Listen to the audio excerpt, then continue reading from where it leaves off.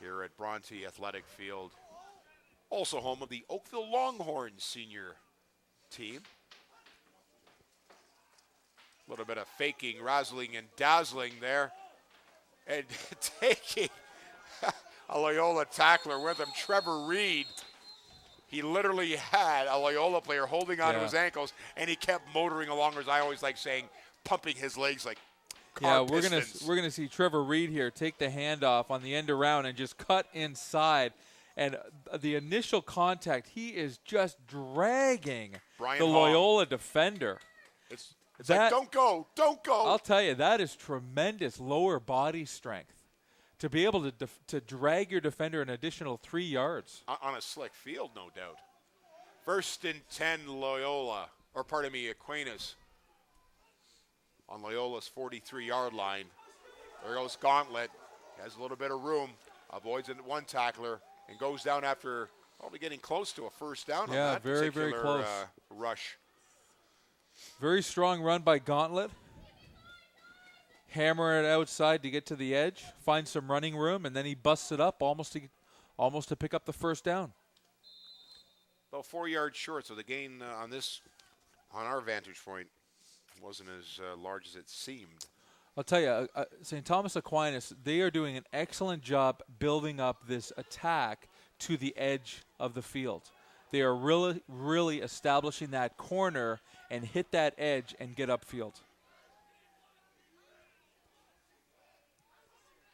Alulia back to pass. This smells like a screen, and it's incomplete. Intended receiver, number 32, Nick Testani, the fullback. And for my age group, when I see someone in a Raider uniform with 32, I think of one player, the legendary Marcus Allen. Yeah. You know what? I think that play was very well designed and called at the right time. Loyola definitely was not expecting the screen. But Aquinas' offensive line, they've got to hold up a little more resistance.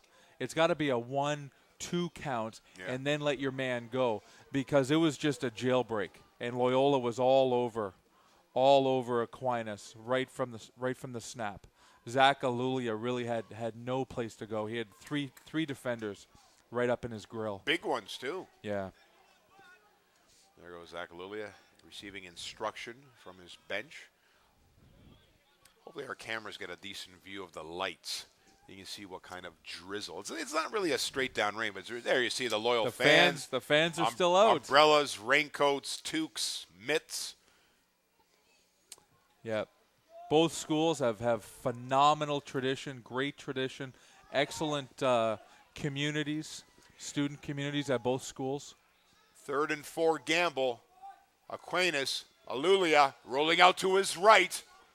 Trying to find a man. He might take it himself. Throws it. Incomplete. Well out of bounds.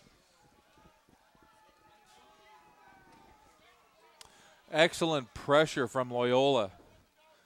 Zach Alulia was just running for his life.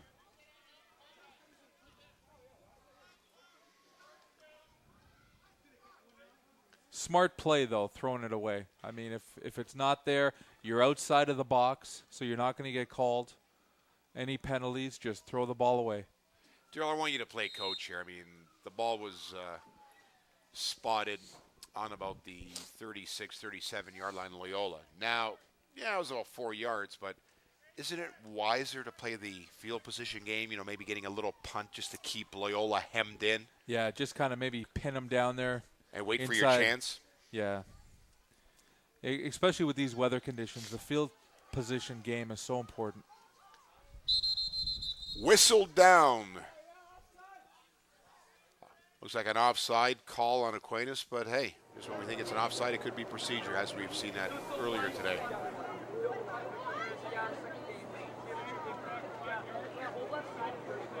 And procedure it is against Loyola. Someone not paying attention to that cadence call, Darryl. Yep, exactly. And I mean, from an offensive standpoint, you really do have the jump on the defense. You know the call, you know the cadence. You really have to know that snap count.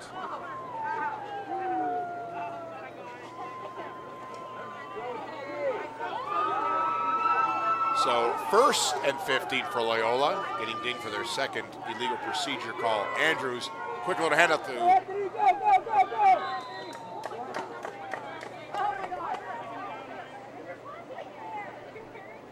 Anthony Berry.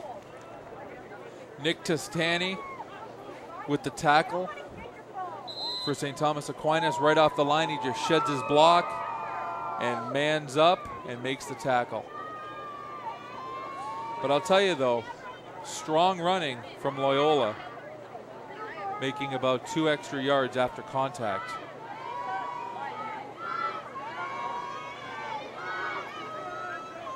Second and 9, so a 6-yard gain by Anthony Berry.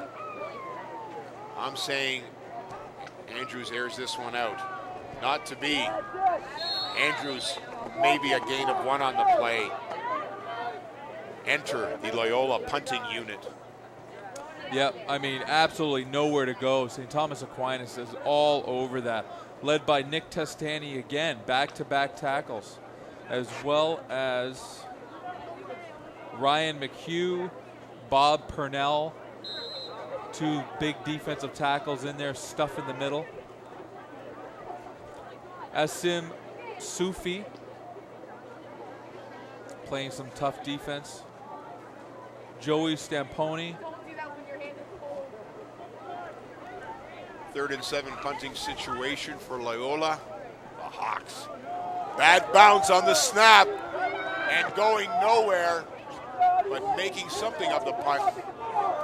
Taken by Aquinas' number 53, Ryan Arnn. Yeah, and I'm guessing Ryan Arnn doesn't carry the ball all that often.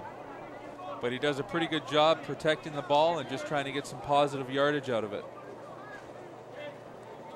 Making the best out of nothing there. Yeah, Matt again. Lowe.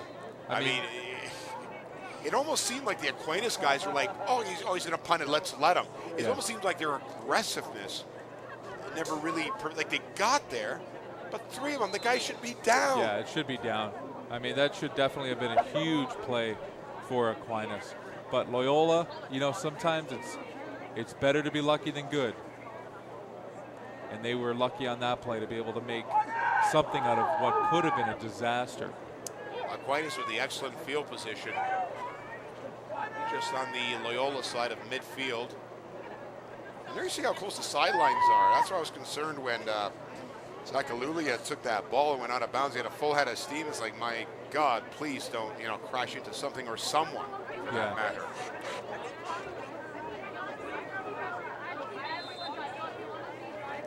Here you see the defensive unit of Loyola coming in. The big guy, Mike Lascaris, built like a fridge or an icebox, your choice. Zakalulia's shotgun formation. Here's the snap. Getting some pretty good protection. Looks downfield, a bit of a wobbler, incomplete. Intended receiver was Barry Robertson. Yeah, Alulia really had great protection on that play. He had all day to sit back and throw. Great job by Aquinas' offensive line protecting their quarterback.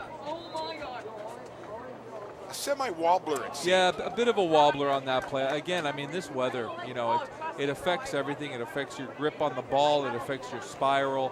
It affects your fundamentals, your throwing motion, your follow through, your grip. It affects the grip on the ball. Yeah. Lulia again, 2nd and 10.